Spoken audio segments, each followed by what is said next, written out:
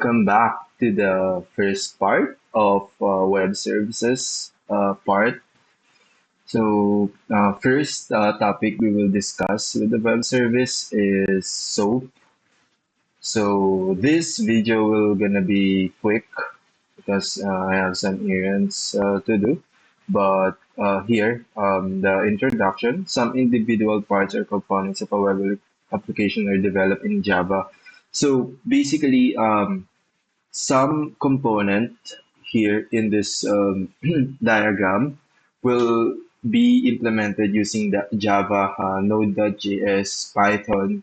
To be able to communicate on that, we use web services. So what are the examples of web services? The examples are REST, SOAP, and GraphQL. So we can use those services to enable our system to communicate with different languages, with different. Here's an example of three different uh, system that could communicate to our system. First, browser. Second, web server. Third, web service. These scenarios exactly where services come into play. So it provided interface on how individual components communicate with each other in the architecture. In other words, components make their APIs available as one or more services so that other components can use the API over the web, both over the internet or an intranet. So it could be used on private networks as well, not just on internet. These other commands can be clients there. So the SOAP is a protocol for extensive markup language, XML, which we described in the previous video. The communication between the web service and the client is carried out via XML message. REST is an architectural style that's very much resource oriented and contained within this specific resource query, which is get, post, put, and delete. GraphQL is a query language for APIs and a server-side runtime environment for executing queries. So this GraphQL, this is going to be our last topic, but it's a server-side runtime environment for executing queries. So the metaphor, again, is an international cargo shipping system. Imagine a SOAP as an international cargo ship system that follows strict rules and regulations to ensure safe, structured, and reliable delivery. So here's the diagram for that.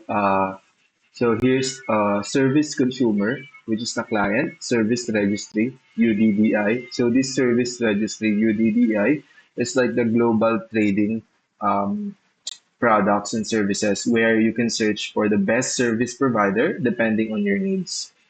First, your service consumer finds WSDL, which we will discuss later. And then after it finds that, then it knows how to structure its requests and it sends SOAP requests via HTTPS and it receives SOAP response via it could be HTTPS, it could be XML, and then here's the structure of the message in this request. It is structured in an envelope, defines the enter message, and then header optional contains optional metadata such as the shipping label on that item. Body contains the actual request or response data such as an electronics item on cargo. XML data encapsulate data in XML format. So here, this message, HTTPS response, is encapsulated in an XML because it's a SOAP. So transport protocols, it could use HTTPS, SMTP for email, TCP for socket, and data format is XML. Remember the data format for this is XML. Here, so outer shell ensures the integrity of the content, structured XML format. Labeling and documentation provides essential metadata about the shipment, SOAP header. So that's the label, the SOAP header. Cargo inside holds the actual goods being transported. SOAP body. So the soap body, that's like what I've said. It's the car item inside the cargo. Custom declaration and handling instructions. The soap header contains optional but critical information, just like the paperwork attached or to a shipment. Senders and recipient details indicating who is sending and receiving the package, and then special handling instructions such as authentication security. Regulatory compliance, specific protocols that must be followed during transit. So those all are in the headers. The cargo inside the shipping container, the soap body carries the essential payload, the actual data being transmitted, just like the good inside the component. Request and response messages. So there is a way for doing this in that envelope. So there's a format as well. Well-structured inventory list ensure that receiving party understands the contents. And standardized packaging ensures compatibility regardless of the shipping country or custom regulation. So that's the body. So fault, let's say you receive a damaged good, so you need to return it to sender. If something goes wrong during transit, a soap fault acts as an error notification, just like a damaged goods report or a return to sender notice in international shipping. Shipping delay or failure indicates issues in transportation process. Damage or missing items reports specify which part of the data is corrupt or incomplete. Reshipment instructions guide the sender on how to correct the issue. So those are this is all part of the SOAP.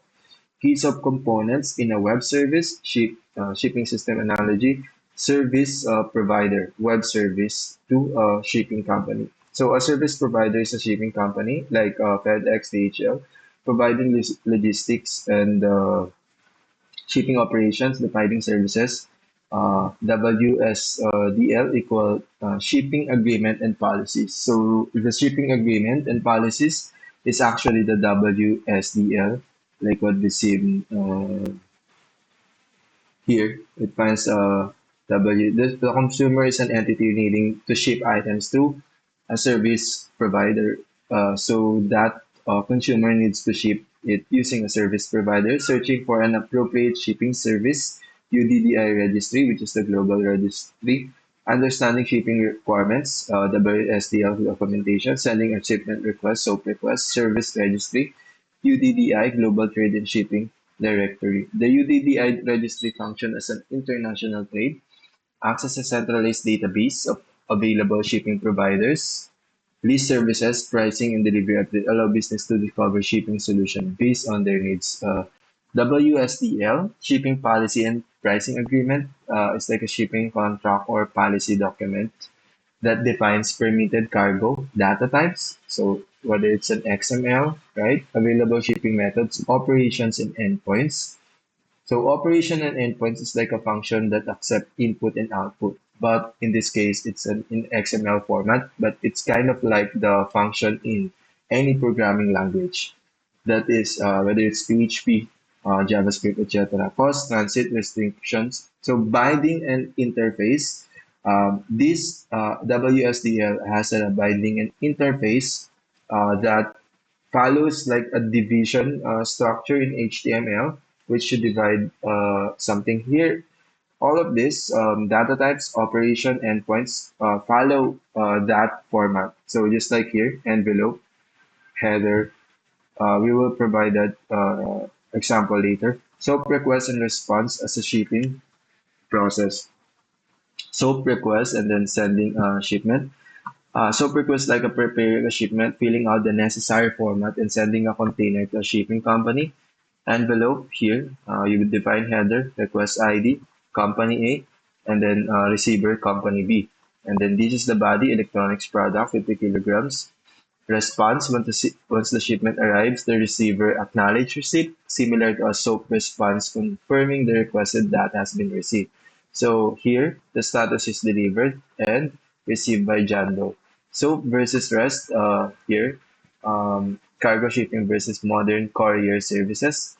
So cargo shipping is like an old way to do things. So that's how SOAP it is traditionally used for like checking weather up or implementing change in thermostat in an aircon. So that's how this systems or API was used before. But now we have a REST which contain resources and more efficient. That's why it's highly used today. Strictly and highly regulated, flexible and lightweight, slower due to processing step, faster.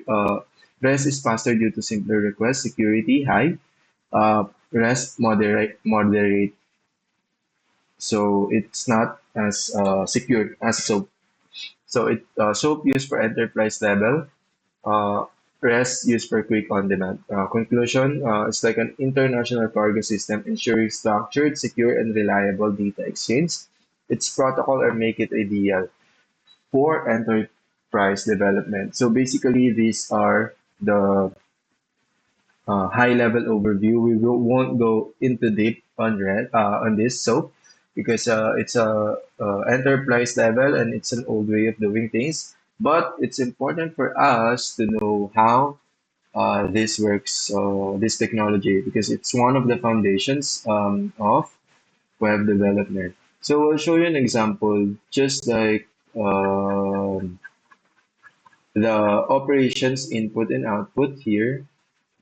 So here, example of WSDL snippet. Here is an interface, contact server. Here, like what I've said, is like a division in an HTML because it's open with open and close tag, and here's the operation input. You have that in attribute as in element contact service request, which this request contact service request has been defined in the types earlier on your WSDL. So the format is first you define these types, and then after the type, you define the let's see. After the type, you define the request and response format. And then after request and response, you define the interface. And then after the interface, you define the service. So service is how uh, the service or the SOAP will be accessed via HTTPS.